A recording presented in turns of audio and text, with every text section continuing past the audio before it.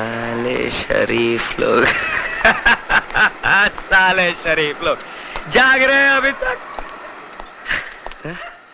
Mrs David की पत्नी कौन है? अजय तुम? क्या मैन, तुम दारू पी के आया? इतना रात को कोई शरीफ आदमी ऐसा दारू पी के आता है क्या? हाँ, शरीफ शरीफ कौन है मिसेस डेविड? अपुन तो गुंडा है, गुंडा। शरीफ लोग उस घर में रहते हैं। आपको यकीन नहीं आता? बताओ।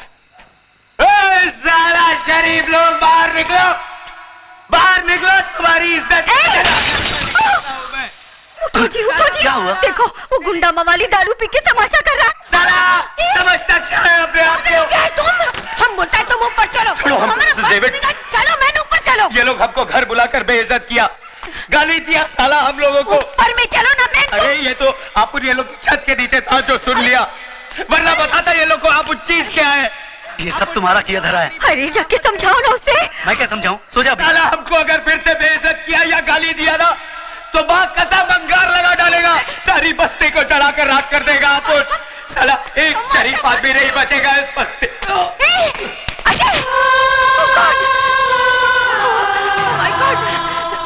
उठा मैंने इसको, संभल के।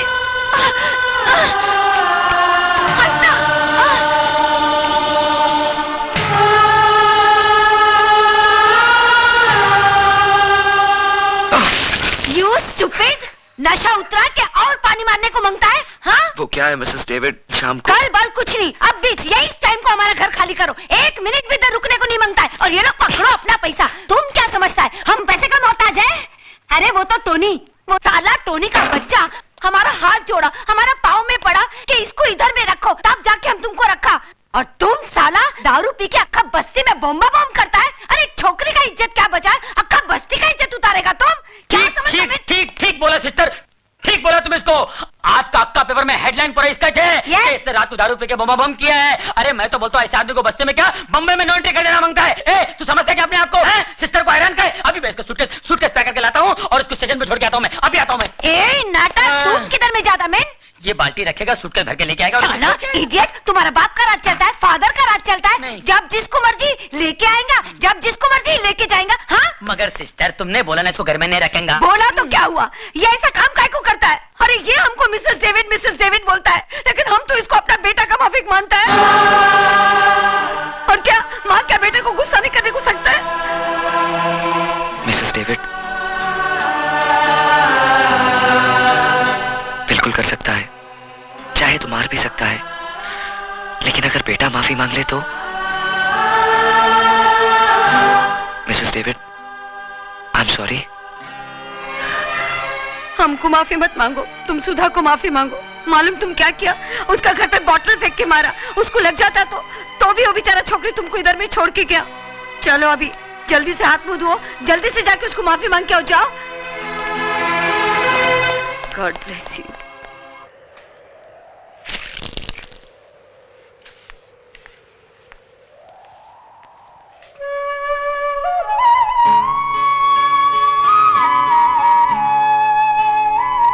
मैं कल रात के लिए बहुत शर्मिंदा हूं। देखिए अगर मेरी जगह कोई और होता तो क्या करता? आपकी भाभी की बातें चिंगारियां बनकर मेरे दिमाग में सुलग रही थी। सोचा था शराब से बुझा लूंगा, लेकिन सब कुछ उलट पुलट हो गया। कल नशे की हालत में गिर गए थे आप। नशा तो एक बहाना था, गिरा मैं कई बार हूं। तो अब संभल जाइए। मेरे संभलने ना संभलने से किसी को क्या फर्क पड़ता है? हम तुमको माफी मांगने का वास्ते इधर में भेजा और तुम स्टैचू का माफी खड़ा है। चलो माफी मांगो, कम ऑन। माफी तो ये मांग चुके हैं, लेकिन माफी तभी मिलेगी जब ये वादा कर लें कि आज के बाद शराब को कभी हाथ नहीं लगाएंगे। That is good। बोलो हाथ लगाएंगा? नहीं। ओह, वो एसीपी का आदमी आया था, बोला तुमको घर भेजो, अर्जेंट में काम है। एसीपी साहिब, आपको मिलने को कोई भवानी साहब आया है। भवानी? मेरे घर पर आने की हिम्मत कैसे की उसने? ठहरो।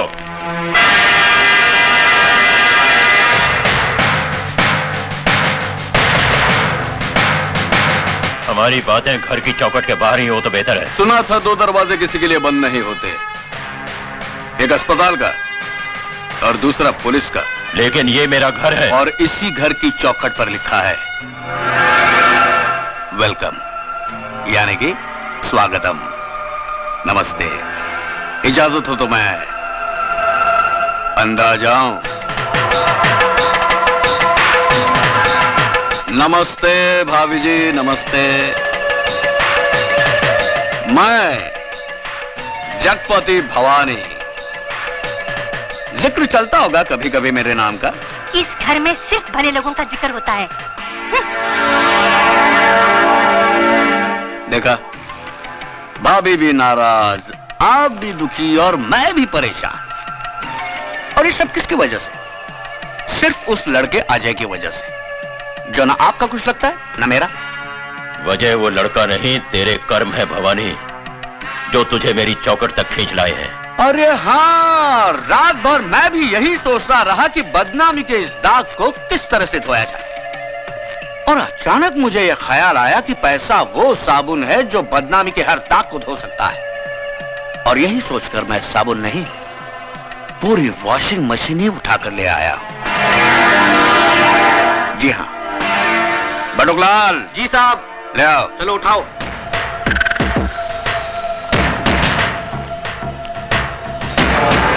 चलो यहाँ रख दो, आराम से। तुम लोग जाके बाहर बैठो। चलो चलो, मैं आता हूँ।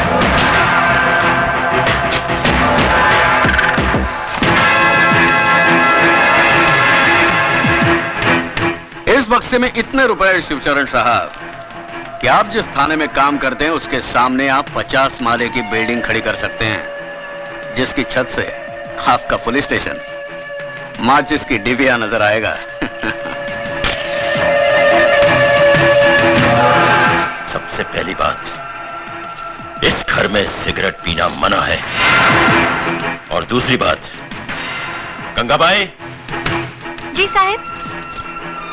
गंगाबाई, ये साहब बक्सा भर के नोट लाए हैं मुझे रिश्वत देने के लिए।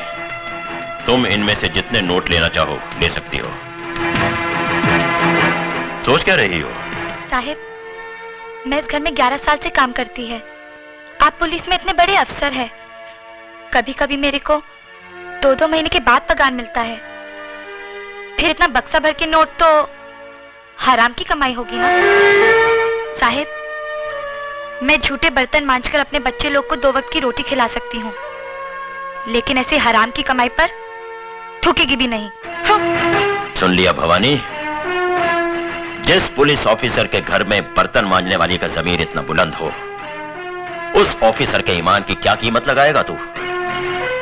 उठा इस कचरे को और दफा हो जा यहां से, वरना रिश्वत देने का एक और जुर्म तुझ पर लग जाएगा। इस वर्दी में बहुत गर्मी होती है शिवचरण साहब, इसलिए समझदार ऑफिसर रिश्वत के छींटों से इसे ठंडा करते रहते हैं, वरना ये पहनने वाले को जला देती है। तो फिर इस वर्दी से दूर ही रहना भवानी, क्योंकि इस वर्दी के अंदर बारूद से बना हुआ जिस्म है। अगर उस जिस्म ने आग पकड़ ली तो वो धमाका होगा कि तेरे जिस्म के चीथड़े चींटियां तक नहीं ढूंढ पाएंगी। अब जा, मंदिर में जाकर अपनी जिंदगी की दुआ मांग, क्योंकि मैं तेरी फाइल चीफ मिनिस्टर साहब के पास लेकर जा रहा हूं। Good luck.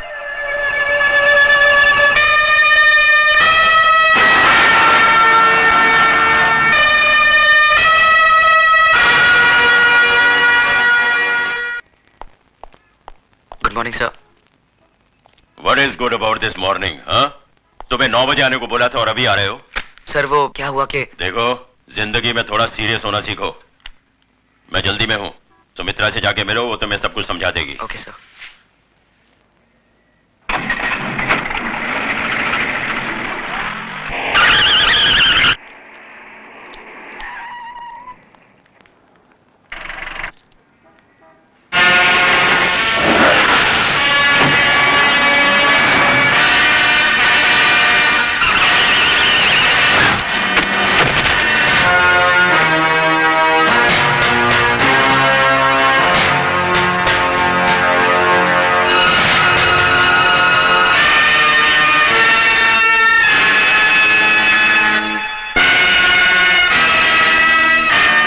जय भवानी। चलो।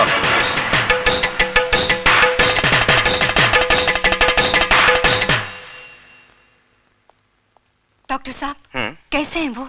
बस समझ लीजिए कि मौत के मुंह से वापस आ गए, लेकिन अभी उनकी हालत नाजुक है। खतरे की कोई बात नहीं है। हेलो भवानी साहब, आपके लिए एक बुरी खबर है। एसीपी शिवचरण बच गया। कौन सर? नहीं बटुकलाल, तुझे एसीपी की खैरियत पूछने अस्पताल जाना है।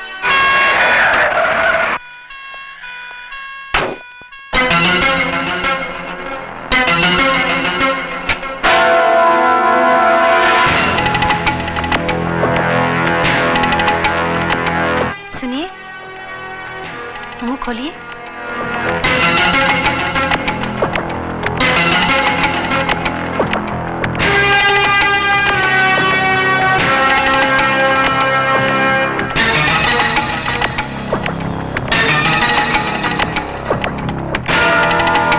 सुमित्रा, तुम्हारे नसीब में मेरे साथ दुख झेलने के कुछ दिन और लिखे हुए हैं। छी, ऐसी अशुभ बातें मत कीजिए। देखना, आप बहुत जल्द अच्छे हो जाएंगे। बिल्कुल ठीक कहा आपने भाभी जी, कुछ ही दिनों में चंगे भले हो जाएंगे। वैसे जो कुछ भी हुआ अच्छा नहीं हुआ भाभी जी। मैं तो कहता हूँ इस मामले की इंक्वायरी ऊपर से होनी चाहिए। दिन दहाड़े एक पुलिस ऑफिसर पर जानलेवा हमला, ची ची ची ची, शर्म की बात है। वैसे मेरे लायक कोई सेवा हो तो मैं हरदम हाजिर हूँ। Thank you, thank you. नमस्ते भाभी जी, चलता हूँ।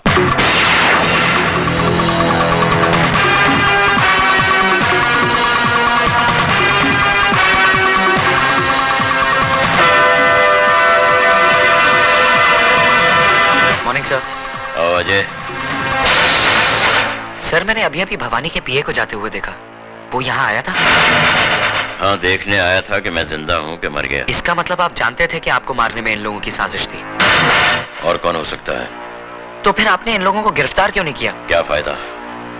वो अदालत में साबित कर देते कि इस हादसे में उनका कोई हाथ नहीं है। उनके खिलाफ कोई गवाही भी नहीं देगा, और फिर हमारे पास कोई सबूत भी तो नहीं है।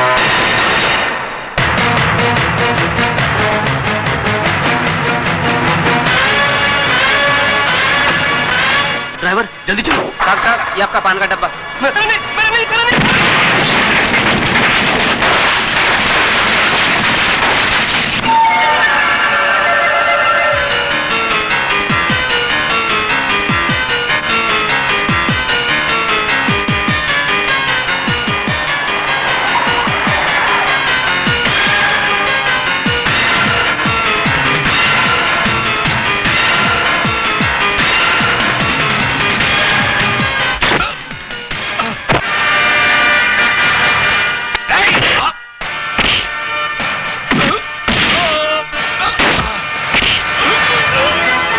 तेरे लिए दो बुरी खबरें हैं भवानी। एक, एसीपी साहब बच गए, और दूसरी, अब तेरा बुरा वक्त शुरू हो गया।